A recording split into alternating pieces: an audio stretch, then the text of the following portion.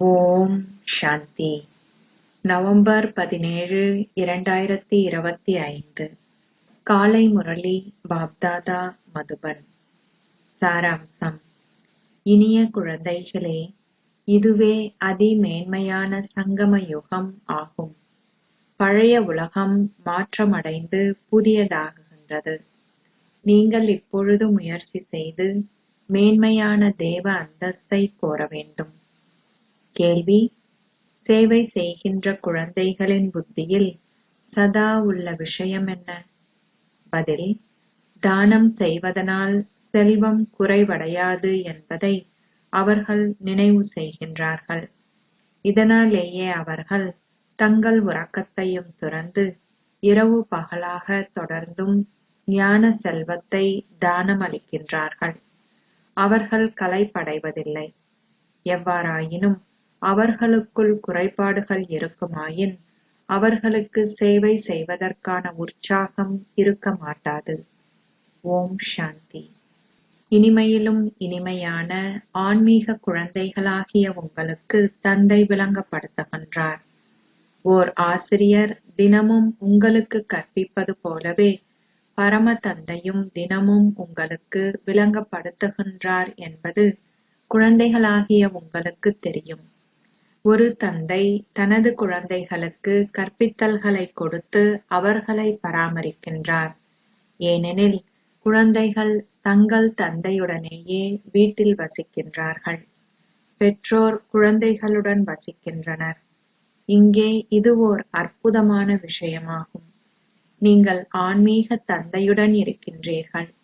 முதலில் நீங்கள் அசரீரி உலகில் ஆன்மீக தந்தையுடன் வசிக்கின்றீர்கள். பின்னர் குழந்தைகளாகிய உங்களுக்கு உங்கள் ஆஸ்தியை கொடுப்பதற்கும் உங்களை தூய்மையாக்கி உங்களுக்கு அமைதியையும் சந்தோஷத்தையும் கொடுப்பதற்கும் தந்தை சக்கரத்திற்குள் ஒருமுறை மாத்திரமே பிரவேசிக்கின்றார். எனவே அவர் நிச்சயமாக இங்கே கீழே வந்து தங்குகின்றார். இதனை இட்டே மனிதர்கள் குழப்பமடைந்துள்ளனர். அவர் ஒரு சாதாரணமான சரீரத்தில் பிரவேசிப்பதாக நினைவு கூறப்படுகின்றது. அந்த சாதாரண சரீரம் வேறு எங்கிருந்தும் இங்கு பறந்து வரப்போவதில்லை. அவர் நிச்சயமாக ஒரு மனித சரீரத்தினுள் பிரவேசிக்கின்றார். அவர் உங்களுக்கு கூறுகின்றார், நான் இந்த சரீரத்தினுள் பிரவேசிக்கின்றேன். உங்களுக்கு உங்கள் ஸ்வர்க்க ஆஸ்தியை கொடுப்பதற்காக தந்தை வந்துள்ளார் என்பதை குழந்தைகளாகிய நீங்கள் இப்பொழுது புரிந்து கொள்கின்றீர்கள். நாங்கள் நிச்சயமாக தூய்மையற்றவர்களாகவும் தகுதியற்றவர்களாகவும் ஆகியுள்ளோம். அனைவரும் கூறுகின்றார்கள், ஓ தூய்மையாக்குபவரே வாருங்கள், வந்து தூய்மையற்ற எங்களை தூய்மையாக்குங்கள். தந்தை கூறுகின்றார், ஒவ்வொரு சக்கரத்திலும் தூய்மையற்றவர்களை தூய்மையாக்குகின்ற கடமை எனக்கு கொடுக்கப்பட்டுள்ளது. ஓ குழந்தைகளே, நீங்கள் இப்பொழுது இந்த தூய்மையற்ற உலகை தூய்மையாக்க வேண்டும். பழைய உலகம் தூய்மையற்றது எனவும் புதிய உலகம் தூய்மையானது எனவும் கூறப்படுகின்றது. பழைய உலகை மீண்டும் புதியதாக்குவதற்கு தந்தை வந்துள்ளார். இக்கலியுகத்தை புதிய உலகம் என்று எவரும் கூறமாட்டார்கள். இது புரிந்து கொள்ளப்பட வேண்டிய விஷயம். கலியுகம் பழைய உலகமே. பழைய தினதும் புதிய தினதும் சங்கமத்தில் தந்தை நிச்சயமாக வருகின்றார். நீங்கள் அவர்களுக்கு விளங்கப்படுத்தும் பொழுது இதுவே அதிமேன்மையான சங்கம யுகம் என்றும் தந்தை வந்துவிட்டார் என்றும் அவர்களுக்கு கூறுங்கள். உலகிலுள்ள ஒருவருக்கேனும் இது அதிமேன்மையான சங்கம யுகம் என்பது தெரியாது. நீங்கள் நிச்சயமாக சங்கம யுகத்தில் இருக்கின்றீர்கள். ஆகையாலேயே இதுவே சங்கம யுகம் என்ற பிரதான விஷயத்தை நீங்கள் நிச்சயமாக விளங்கப்படுத்த வேண்டும். எனவே இக்கருத்துக்கள் முக்கியமானவை. வேறெவருக்கும் தெரியாத விஷயங்களை நீங்கள் விளங்கப்படுத்த வேண்டும். அதனாலேயே இதுவே அதிமேன்மையான சங்கம யுகம் என நீங்கள் நிச்சயமாக எழுத வேண்டும் என பாபா கூறியுள்ளார். புதிய உலகத்தை, அதாவது சத்திய யுகத்தை பற்றிய படங்களும் உண்டு. லக்ஷ்மியும் நாராயணனும் புதிய உலகாகிய சத்திய யுகத்தின் அதிபதிகள் என்பதை மனிதர்கள் எவ்வாறு புரிந்து கொள்ள முடியும்? அதி மேன்மையான சங்கம யுகம் என்ற வாசகம் நிச்சயமாக படத்தில் எழுதப்பட வேண்டும். இதுவே பிரதான விஷயம். ஆகையால் நீங்கள் நிச்சயமாக இதனை எழுத வேண்டும். கலியுகத்தின் பல வருடங்கள் இன்னமும் வரவுள்ளன என்று மக்கள் எண்ணுகின்றார்கள். அவர்கள் கார் இருளில் உள்ளனர். ஆகையால் லக்ஷ்மியும் நாராயணனும் புதிய உலகின் அதிபதிகள் என்பதை நீங்கள் விளங்கப்படுத்த வேண்டும். இப்படங்கள் அடையாளங்களாகும். அவர்களது ராஜ்யம் ஸ்தாபிக்கப்படுகின்றது என நீங்கள் கூறுகின்றீர்கள். ஒரு பாடல் உள்ளது, புதிய உலகம் வந்துவிட்டது, அறியாமை உறக்கத்திலிருந்து விழித்தெழுங்கள். இது சங்கம யுகம் என்பதை நீங்கள் இப்பொழுது புரிந்து கொள்கின்றீர்கள். இது புது யுகமென அழைக்கப்படுவதில்லை. சங்கமமே சங்கம யுகமென அழைக்கப்படுகின்றது. இதுவே புது யுகம் ஸ்தாபிக்கப்பட்டு பழைய உலகம் அழிக்கப்படுகின்ற அதி மேன்மையான சங்கம யுகமாகும். ராஜயோகத்தை கற்பதால் நீங்கள் இப்பொழுது சாதாரண மனிதர்களிலிருந்து தேவர்கள் ஆகுகின்றீர்கள். லக்ஷ்மி நாராயணனுடையதே தேவர்களுக்குள் அதி உயர்ந்த அந்தஸ்து ஆகும். அவர்களும் மனிதர்களேயாயினும் அவர்களிடம் தெய்வீக குணங்கள் காணப்படுவதால் அவர்கள் தேவர்கள் என்று அழைக்கப்படுகின்றனர். அதி சிறந்த தெய்வீக குணம் தூய்மை என்பதாலேயே மனிதர்கள் தேவர்களின் விக்கிரகங்களை வழிபடுகின்றார்கள்.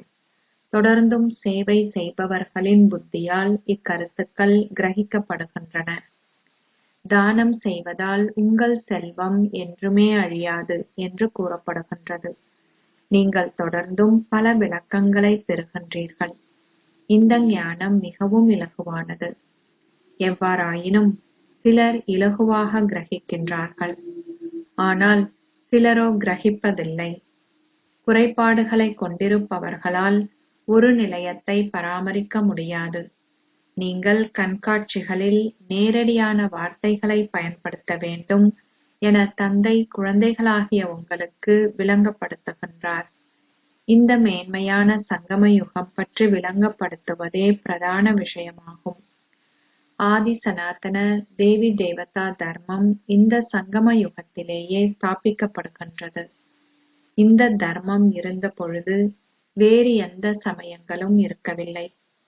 மகாபாரத யுத்தமும் நாடகத்தில் நிச்சயிக்கப்பட்டுள்ளது.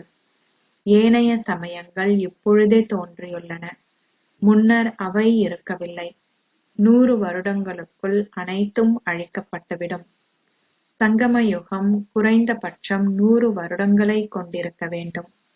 முழு உலகுமே மீண்டும் புதிதாக வேண்டும். புதுடெல்லியை உருவாக்குவதற்கு எவ்வளவு காலம் சென்றது?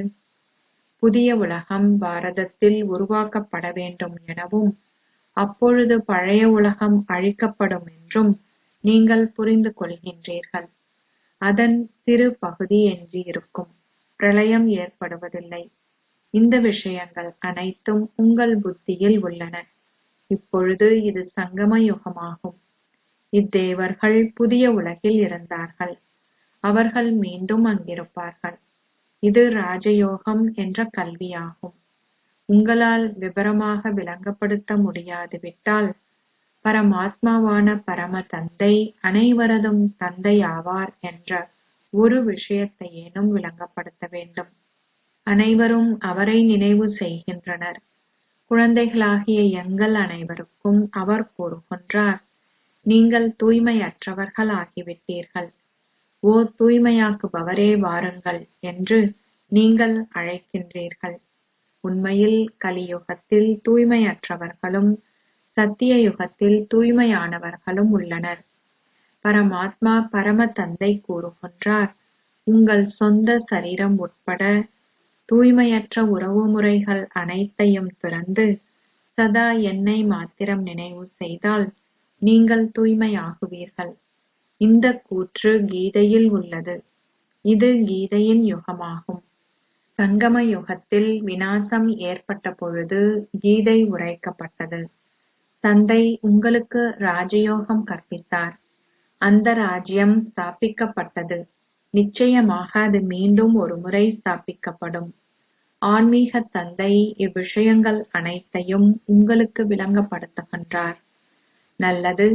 இச்சரீரத்தினுள் அவர் பிரவேசிக்கவில்லை எனில் அவர் வேறு ஒருவரது சரீரத்தில் பிரவேசித்திருப்பார். எனினும் தந்தையே விளங்கப்படுத்துகின்றார், நாங்கள் இவரது பெயரை குறிப்பிடுவதில்லை. தந்தை கூறுகின்றார் என்று மட்டுமே நாங்கள் உங்களுக்கு கூறுகின்றோம். நீங்கள் என்னை நினைவு செய்தால் தூய்மையாகி என்னை வந்தடைவீர்கள். இது மிகவும் எளிமையானது. என்னை நினைவு செய்வதுடன் 84 பிறவி சக்கரத்தின் ஞானத்தையும் புத்தியில் வைத்திருங்கள். இதை கிரகிப்பவர்கள் பூகோள ஆட்சியாளர் ஆகுவார்கள். இச்செய்தி சகல சமயத்தவர்களுக்கும் உரியதாகும். அனைவருமே வீடு திரும்ப வேண்டும். நீங்கள் வீட்டிற்கு செல்வதற்கான பாதையை நாங்கள் உங்களுக்கு காட்டுகின்றோம். நீங்கள் தந்தையின் இச்செய்தியை போதகர்கள் அல்லது வேறெவருக்கும் கொடுக்க முடியும். உங்கள் சந்தோஷ பாதரசம் உங்களுக்குள் உயர வேண்டும். பரமாத்மாவான பரம தந்தை கூறுகின்றார், சதா என்னை மாத்திரமே நினைவு செய்தால் உங்கள் பாவங்கள் அழிக்கப்படும். அனைவருக்கும் இதை ஞாபகப்படுத்துங்கள். தந்தையின் செய்தியை கூறுவதே முதலாம் இலக்க சேவையாகும். இப்பொழுதே கீதையின் யுகமாகும். தந்தை வந்துவிட்டார். ஆகவே அப்படத்தை ஆரம்பத்திலிருந்தே வைத்திருக்க வேண்டும். தந்தையின் செய்தியை தங்களால் கொடுக்க முடியும் என எண்ணுபவர்கள் தயாராக இருக்க வேண்டும். நீங்கள் குருடர்களுக்கு கைத்தடியாக இருக்க வேண்டும் என்பது உங்கள் இதயத்தில் புக வேண்டும். இச்செய்தியை நீங்கள் எவருக்கும் கொடுக்க முடியும். பிரம்மா குமாரிகள் என்ற பெயரை கேள்விப்படும் பொழுது மக்கள் அச்சம் கொள்கின்றார்கள். நீங்கள் தந்தையின் செய்தியையே அவர்களுக்கு கொடுக்கின்றீர்கள் என அவர்களிடம் கூறுங்கள். பரமாத்மாவான பரம தந்தை கூறுகின்றார், என்னை மாத்திரமே நினைவு செய்யுங்கள். அவ்வளவே. நாங்கள் எவரையும் அவதூறு செய்யவில்லை. தந்தை கூறுகின்றார், சதா என்னை மாத்திரம் நினைவு செய்யுங்கள். நானே தூய்மையாக்குபவரான அதி மேலானவர். என்னை நினைவு செய்வதன் மூலம் உங்கள் பாவங்கள் அழிக்கப்படும். இதை குறித்துக் கொள்ளுங்கள். இது மிகவும் பயனுள்ள விஷயமாகும். மக்கள் சில சமயங்களில் புயங்களில் அல்லது கரங்களில் எழுத்துக்களை பொறித்திருப்பார்கள். இதையும் எழுதிக் கொள்ளுங்கள். இவ்வளவு ஏனும் நீங்கள் விளங்கப்படுத்தினாலும் நீங்கள் கருணை நிறைந்த பரோபகாரியாக இருப்பீர்கள். இதை நீங்கள் செய்வதாக சத்தியம் செய்யுங்கள். நீங்கள் நிச்சயமாக சேவை செய்து இப்பழக்கத்தை உறுதியாக்க வேண்டும். நீங்கள் இங்கும் விளங்கப்படுத்த முடியும். இப்படங்களையும் நீங்கள் கொடுக்கலாம். இச்செய்தியை கொடுப்பது தகுதியான விஷயமாகும். 100,000கணக்கானோர் உருவாக்கப்படுவார்கள். ஒவ்வொரு வீட்டிற்கும் செய்தியை கொடுங்கள். ஒருவர் பணம் கொடுத்தாலும் கொடுக்காவிட்டாலும் அவரிடம் கூறுங்கள், தந்தையே ஏழைகளின் பிரபு ஆவார். ஒவ்வொரு வீட்டிற்கும் இச்செய்தியை கொடுக்க வேண்டியது எங்கள் கடமையாகும். இவர் பாப்தாதா. இது அவரிருந்து நாங்கள் பெறுகின்ற எங்கள் ஆசையாகும். இவர் 84 பிறவிகளை எடுக்கின்றார். அவர் இப்பொழுது தனது இறுதி பிறவியில் இருக்கின்றார். நாங்கள் பிராமணர்கள். நாங்கள் பின்னர் தேவர்கள் ஆகுவோம். பிரம்மாவும் ஒரு பிராமணர் ஆவார். பிரஜாபிதா பிரம்மா மாத்திரம் இருப்பதில்லை. நிச்சயமாக பிராமண குலமும் உள்ளது. பிரம்மா ஒரு தேவரான விஷ்ணுவாக ஆகுவார். பிராமணர்களே உச்சி குடுமி ஆவார்கள். அவர்கள் தேவர்கள், சத்திரியர்கள், வைசியர்கள், சூத்திரர்களாக ஆகுகின்றார்கள். நீங்கள் கூறுவதை புரிந்து கொள்கின்ற சிலர் நிச்சயமாக வெளிப்படுவார்கள். ஆண்களும் சேவை செய்ய முடியும். வியாபாரிகள் அதிகாலையில் தங்கள் கடையை திறக்கும் பொழுது பிரார்த்திக்கின்றார்கள், எனக்கு நல்ல வாடிக்கையாளரை அனுப்பி வையுங்கள். நீங்களும் அதிகாலையில் சென்று தந்தையின் செய்தியை கொடுக்க முடியும்.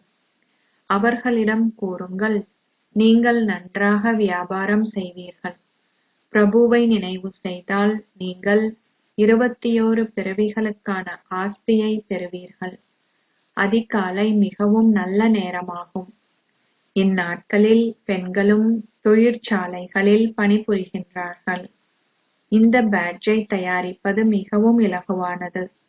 குழந்தைகளாகிய நீங்கள் இரவு பகலாக சேவையில் ஈடுபட்டு உங்கள் உறக்கத்தை துறக்க வேண்டும். தந்தையின் அறிமுகத்தை பெற்றுக் கொண்டதும் மக்கள் பிரபுவுக்கும் அதிபதிக்கும் உரியவர்கள் ஆகுகின்றார்கள். நீங்கள் இச்செய்தியை எவருக்கும் கொடுக்கலாம். உங்கள் ஞானம் மிகவும் மேன்மையானது. அவர்களிடம் கூறுங்கள், நாங்கள் ஒரேயொருவரையே நினைவு செய்கின்றோம். கிறிஸ்துவின் ஆத்மாவும் அவரது குழந்தையே. ஆத்மாக்கள் அனைவருமே அவரின் குழந்தைகள். தந்தையாகிய கடவுள் கூறுகின்றார், சரீரதாரிகள் எவரையும் நினைவு செய்யாதீர்கள். உங்களை ஓர் ஆத்மாவென கருதி சதா என்னை நினைவு செய்தால் உங்கள் பாவங்கள் அழிக்கப்பட்டு நீங்கள் என்னிடம் வருவீர்கள். மக்கள் வீடு திரும்புவதற்கே முயற்சி செய்கின்றார்கள். எனினும் எவராலும் அது முடியாது. இந்நேரத்தில் குழந்தைகள் மிகவும் பின்தங்கியிருப்பது அவதானிக்கப்பட்டுள்ளது. இது அவர்களால் அந்தளவு முயற்சி செய்ய முடியாதிருப்பதுடன் அவர்கள் தொடர்ந்தும் சாக்கு போக்குகளையும் கூறுகின்றார்கள். இவ்விஷயத்தில் பெருமளவு சகித்துக் கொள்ள வேண்டியுள்ளது. சமய ஸ்தாபகர்கள் எவ்வளவோ சகித்துக் கொள்ள நேரிட்டது. கிறிஸ்து சிலுவையில் அறையப்பட்டாரென கூறப்படுகின்றது. அனைவருக்கும் இச்செய்தியை கொடுப்பதே உங்கள் கடமையாகும். இதை செய்வதற்கான வழிமுறைகளை பாபா உங்களுக்கு தொடர்ந்தும் கொடுக்கின்றார். உங்களில் யாரேனும் சேவை செய்யாத பொழுது நீங்கள் எதனையும் கிரகிக்கவில்லை என பாபா புரிந்து கொள்கின்றார். செய்தியை எவ்வாறு கொடுப்பது என பாபா உங்களுக்கு ஆலோசனை கூறுகின்றார். நீங்கள் புகையிரதங்களிலும் இச்செய்தியை தொடர்ந்தும் கொடுக்க முடியும். நீங்கள் ஸ்வர்க்கத்திற்கு செல்கின்றீர்கள் என்பதை நீங்கள் அறிவீர்கள். சிலர் மௌனதாமத்திலேயே தங்குகின்றார்கள். உங்களால் மாத்திரமே இந்த பாதையை அவர்களுக்கு காட்ட முடியும். பிராமணர்களாகிய நீங்கள் செல்லவே வேண்டும். உங்களில் பலர் உள்ளனர். எனவே உங்களை எங்காவது இட வேண்டும். பிராமணர்கள், தேவர்கள், சத்திரியர்கள். பிரஜாபிதா பிரம்மாவின் குழந்தைகளும் இருக்க வேண்டும். பிராமணர்கள் முதலில் இருக்கின்றார்கள்.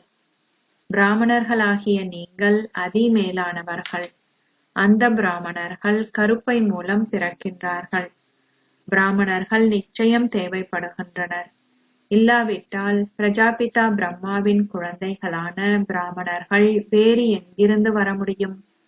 நீங்கள் அந்த பிராமண புரோகிதர்களுடன் அமர்ந்திருந்து அவர்களுக்கு விளங்கப்படுத்தும் பொழுது அவர்கள் மிகவும் விரைவாக புரிந்து கொள்வார்கள்.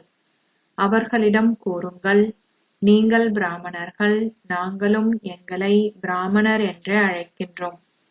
இப்பொழுது எங்களுக்கு கூறுங்கள், உங்களுடைய சமயத்தை ஸ்தாபித்தவர் யார்? அவர்கள் பிரம்மாவின் பெயரைத் தவிர வேறெந்த பெயரையும் குறிப்பிட மாட்டார்கள். நீங்கள் இதை பரீட்சித்து பாருங்கள். மிக பெரிய பிராமண குடும்பங்கள் உள்ளன. பல பிராமண புரோகிதர்களும் உள்ளனர். பல குழந்தைகள் அஜ்மீருக்கு செல்கின்றார்கள். அப்பிராமணர்களை நீங்கள் சந்திக்க சென்றீர்கள். உங்கள் சமயத்தை ஸ்தாபித்தவர் யார் என்று அவர்களிடம் கேட்டீர்கள் என்ற செய்தியை உங்களில் எவருமே இன்னமும் பாபாவிற்கு அனுப்பவில்லை. பிராமண தர்மத்தை ஸ்தாபித்தவர் யார்? உண்மையான பிராமணர்கள் யார் என்பதை நீங்கள் அறிவீர்கள். நீங்கள் பலருக்கு நன்மையை ஏற்படுத்த முடியும். பக்தர்கள் மாத்திரமே யாத்திரை செல்கின்றார்கள். லக்ஷ்மி நாராயணனின் இப்படம் மிகவும் சிறப்பானது. ஜெகதாம்பாள் யார் என உங்களுக்கு தெரியுமா? லக்ஷ்மி யார்?